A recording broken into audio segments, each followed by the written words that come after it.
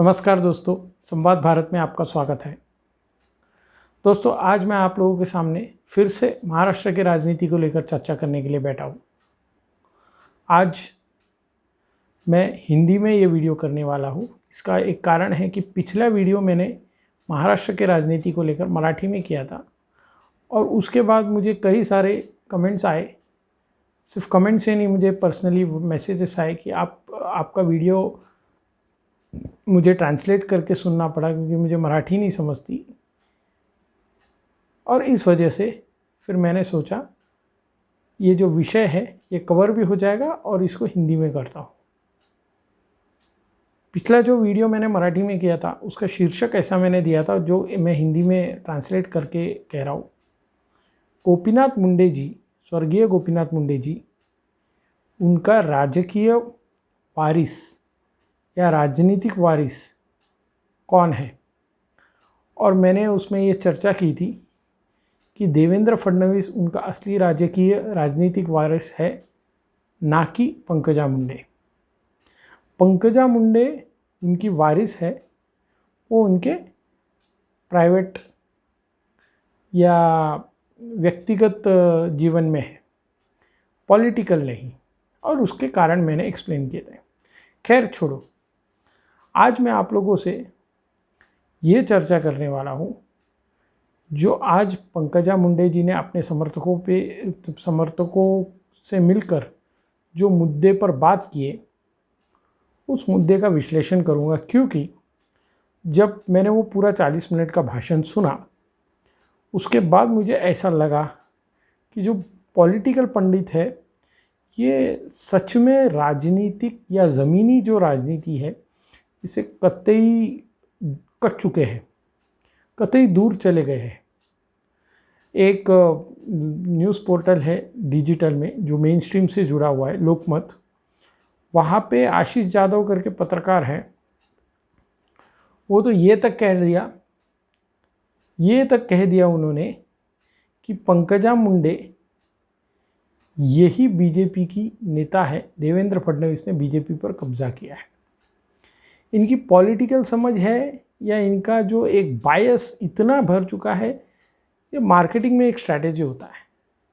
Marketing की strategy ये होता है कि आपको लोगों को बेवकूफ़ बनाना आना है, खुद को नहीं।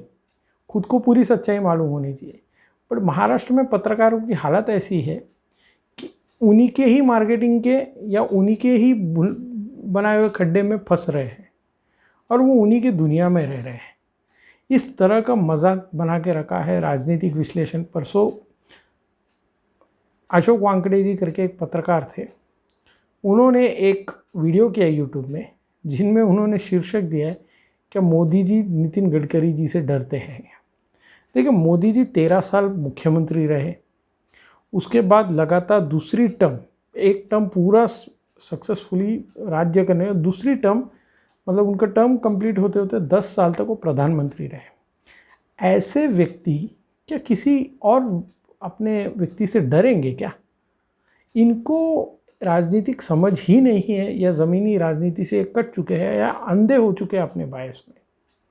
खैर छोड़िए, मुंडे जी जब जिंदा थे, उनकी राजनीति, हाँ ये बोल सकते हैं कि बहुजन या एक OBC, pan Maharashtra OBC leader, ऐसी उनकी ख्याति थी। वो इसीलिए थी क्योंकि उन्होंने प्रस्तापित जो राजनीति था या जो एस्टैब्लिश्ड जो राजनीति थी उसको चैलेंज किया। एस्टैब्लिश राजनीति में अव्वल नंबर पर शरद पवार की जो रूलिंग है, 15 साल उन्होंने, कांग्रेस एनसीपी ने जो महाराष्ट्र में राज किया, उसके अलावा केंद्र में सत्ता थी और एक महाराष्ट्र के जनता को लूटने का जो एक भ्रष्टाचार हो या अन्याय हो, ये सबको त्रस्त होकर बहुजन एक समाज, ओबीसी जो समाज है, इनके ऊपर अन्याय हो रहा है, ऐसा गोपीनाथ मुंडे जी को लगा। उन्होंने नेतृत्व लिया और उनके नेतृत्व को स्वीकारा गया। और स्वीकारा इसलिए क्योंकि उन्होंने ज़मीनी राजनीति की संघर्ष किया। लेकिन आज उनकी जो बेटी है पंकजा मुंडे, उनका जो संघर्ष की बात उन्होंने आज कही, सत्य है कि उनका पराजय हुआ। उनका पराजय का एक अलग कारण है। जब वे महाराष्ट्र के कैबिनेट में एक मंत्री रही, उनके ऊपर घोटाले के आरोप हुए, उसमें से भी उनको बाहर निकाला गया। ये सारे चीज़ के होते हुए मेन ओपोजिशन पार्टी जो महाराष्ट्र में है वो पिछले 2 साल में सत्ता में नहीं है। आपको उस पार्टी के नेता के स्थान पर आपको रूलिंग पार्टी पर हमला करना चाहिए था। जब 100 करोड़ के वसूली हो रहे थे तब आप चुप थे। पूजा चौहान एक महिला, वो भी बहुजन समाज से आती है, बंजारा समाज से आती है, तब आप चुप थे। उसके अलावा बहुत सारे लॉकडाउन में लोगों को परेशानी हुई तब आप चुप थे। लेकिन आपने इस समय पे एक ऐसा माहौल खड़ा किया जब ओबीसी समाज प्रस्तापित सरकार से या अभी जो राज्य सरकार है उससे एक नाराज़गी है क्योंकि उनका आरक्षण छीन लिया गया। आपको भाजपा ने नेतृत्व दिया एक आंदोलन खड़ा करने का, उसके बावजूद आपने एक ऐसा माहौल खड़ा करने की कोशिश की जिस पे आपके समर्थकों ने राजीनामा दिया। इसमें कोई दो राय नहीं है कि ये सब जायज़ है पॉलिटिक्स में, और जो पंकजा जी ने किया उसको मैं गलत भी नहीं मानता। हमें ये समझना होगा कि पंकजा जी जो किया उन्होंने पार्टी के अंतर्गत, ये भारतीय जनता पार्टी में पॉसिबल है इसके लिए किया। अगर वो कांग्रेस या शिवसेना या एनसीपी जैसे पार्टी में होती तो उनके सुप्रीम नेतृत्व के खिलाफ एक शब्द बोलने पर उनको पार्टी से निकाल दिया जाता। भारतीय जनता पार्टी में ये डेमोक्रेसी है, इसके लिए उनकी आवाज़ दबी नहीं है। ये एक विषय हम छोड़ दो।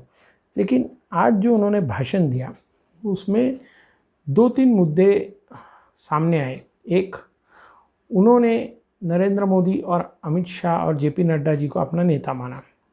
तो मीडिया ने बोला कि देवेंद्र फडणवीस को वो अपना नेता नहीं मानती। उन्होंने कहीं भी देवेंद्र फडणवीस का नाम नहीं लिया। उन्होंने बोला कि नरेंद्र मोदी जी, अमित शाह और जेपी नड्डा जी उनके नेता हैं।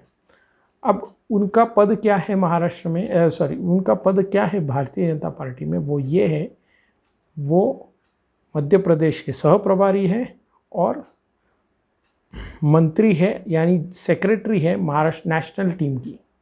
मतलब केंद्रीय नेतृत्व ने उनको नेशनल सेक्रेटरी बनाया और एक राज्य का सह प्रभारी बनाया। इसका मतलब ये होता है कि वो केंद्र की राजनीति में है या सेंट्रल पॉलिटिक्स में है। तो उनका जो रिपोर्टिंग है वो जेपी नड्डा जी को होता है, अमित शाह जी को होता है, नरेंद्र मोदी जी को होता है। संगठनात्मक वो जेपी नड्डा जी को रिपोर्ट करते हैं। ऐसे में उनका नेता वही होंगे ना, साहजिक, क्योंकि स्टेट के नेता सब से सीनियर हो गई है वो, या उनके पास ज़्यादा पावरफुल केंद्रीय नेतृत्व का उनके पास पावर है या संगठन का जिम्मेदारी है पावर से ज़्यादा। तो मीडिया ने ये निकालना उसके अंदर से कि पंकजा ने देवेंद्र का नेतृत्व को स्वीकार नहीं किया, ये पूरी तरह से दिशा भूल करने वाली है। ये एक मुद्दा। दूसरा मुद्दा कि उन्होंने ये बोला कि कौरवों में भी ऐसे लोग थे जो शरीर से कौरवों के साथ थे और मन से पांडवों के साथ। तो अब आप लोगों को मैं ये विश्लेषण बता रहा हूँ। इसलिए मैंने पहले कहा कि पिछले 2 साल से पंकजा जी अपोजिशन में महाराष्ट्र में जो है उस पार्टी की सदस्य है, लेकिन शरीर से सदस्य ज़रूर थी, पर क्या मन से वो भारतीय जनता पार्टी की थी?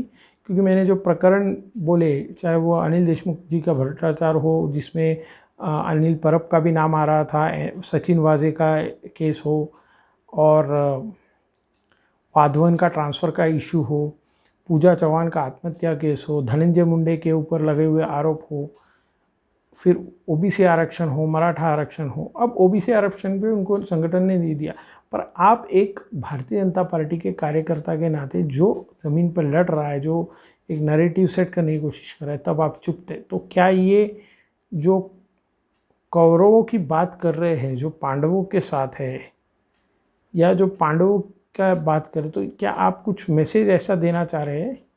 ये कुछ क्लियर नहीं है। लेकिन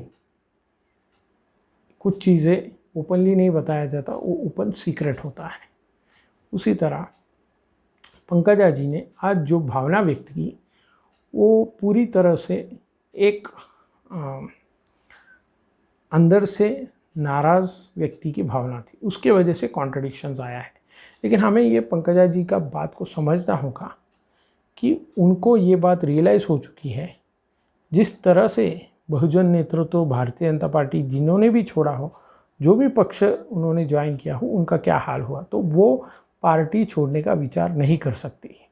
दूसरी बात, भारतीय जनता पार्टी अब 160 या 120 सीट लड़ने वाली पार्टी नहीं है, वो 288 सीटों पर महाराष्ट्र में लड़ने वाली है। मैंने ये मेरे पिछले वीडियो में भी कहा, जब आप 288 सीटों पर लड़ते हैं तो आप कास्ट कॉम्बिनेशंस को, बाकी सारे चीज़ों को लेकर लड़ते हैं।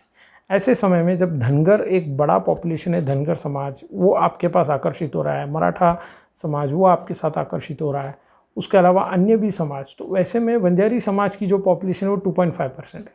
अगर पंकजा जी ने ऐसा कोई कदम उठाया जिससे भारतीय जनता पार्टी को छोड़ने का विचार किया, तो उनका राजनीति समाप्त होता है। और उन्होंने स्वतंत्र पक्ष निकाला या स्वतंत्र पार्टी निकाला, तो उसके लिए जो संसाधन खड़े करने वो बहुत बहुत बहुत ज़्यादा होता है, जो एक नेशनल पार्टी के लिए कोई मायने ही नहीं रखता। इसके अलावा अगर उन्होंने कोई डायनेस्टी पार्टी ही ज्वाइन किया, जैसे शिवसेना, कांग्रेस, तो उस टाइम ही उसकी राजनीति ख़त्म हो जाए फिर नहीं, क्योंकि उनको उनसे भी यंगर लोगों के सामने हाथ पैर जोड़ के उनके आदेश के साथ रहना पड़ेगा। वहाँ पे आप को कोई बंड करने का या कोई रेबल करने का कोई चांस नहीं मिलता। आदेश के हिसाब से काम करने वाले पार्टी है वो। तो इसके लिए पंकजा जी ये रियलाइज़ कर चुकी है कि वो भारतीय जनता पार्टी छोड़ के उनका कोई मतलब नहीं है। और शाहना होता है पॉलिटिक्स में, वो कभी भी, भले वो थोड़ा सा भावनात्मक होता हो, लेकिन वो ऐसे कदम कभी नहीं उठाता जिससे उनके खुद के लिए नुकसान हो। ये बात हमें समझना होगा पंकजा ताई की आज की जो स्पीच है, उसमें उन्होंने हाँ एक संदेश देने की कोशिश की है कि मेरी आवाज़ सुनो, दबाओ मत मेरी आवाज़ को, और मुझे मेरे पिताजी के नाम से नहीं तो मेरे जो अनुभव है राजनीतिक, उसके आधार पर तो मुझे कुछ पद या ऐसे दो, या अपेक्षा रहेगी। क्योंकि राजनीति पे आप रहते हो तो आप भजिया तलने के लिए राजनीति में नहीं आते। आपको मंत्री पद, आपको सब पदों की अपेक्षा होती है। वो बोलते नहीं है कि अपेक्षा है, लेकिन आज उनके भाषण में वो अपेक्षा की नाराज़गी और वो न होने पर, पूरे होने पर निराशा दिखी। लेकिन दोस्तों, राजनीति में हमेशा 1+1 नहीं होता। इसके लिए आज जो पंकजा के नाम पर राजनीति करने वाले अपोजिशन है, उनको सिर्फ ये ओबीसी आरक्षण और बाकी चीज़ों पर एक डाइवर्शन मिलने के लिए उन्होंने अनसॉलिसिटेड सपोर्ट दिया है पंकजा मुंडे को। और ये पंकजा मुंडे जानती है कि उनको जो आज अपोजिशन से सपोर्ट मिला है, अपॉर्चुनिस्टिक सपोर्ट है, इससे उनका नुकसान ज़्यादा होगा। क्योंकि दोस्तों, राजनीति कभी भी मीडिया के भरोसे नहीं किया जाता। और आज अगर मीडिया पंकजा को ऊपर दिखा रही है, लेकिन ज़मीनी हकीकत उससे कई ज़्यादा अलग है। इतना ही मैं आज के लिए कहता हूँ आप लोगों से। मेरे अगर वीडियो अगर आपको पसंद आ रहे हैं तो कृपया करके अपने दोस्त और बाकी लोगों से भी शेयर कीजिएगा। आप लोग खुद भी सब्सक्राइब कीजिएगा। धन्यवाद। भारत माता की जय। वंदे मातरम।